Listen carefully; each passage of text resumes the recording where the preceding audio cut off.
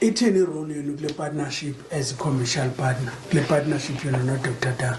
Ngokwethamsanqa ke kule yalapha because ke iyaxhomekeka kwi-partners ngokwe-partners basebenza kanjani, but ke thina apha kuDallas Agri Park into esiyenzayo kukubana sithi i-department izawukhathalela izinto zibe nne zokwenza i-mechanization, ukuthi i-processes zezine, ukuripha, ukudiska, ukuplanta nespray esinye, but izipray zethu ziba ntlanu, so ezine ke ngozibhatalwe yile mali thina siye size nayo, then siphinde songeze thina kwinto ye-top dressing, songeze ke nezinye i-processes, umzekelo into ezifana, because umzekelo thina siyaripha sidiske, but idisking yethu siyenza kabini because kuba siqalisa ulima ngoku kuye kukhule i-weed, sispraye yona then siyidiske twice and then emva koku konskile then uplante. So i-processes zethu ufumanise ubana senza 10 processes uqala from i-soil prep up until harvesting.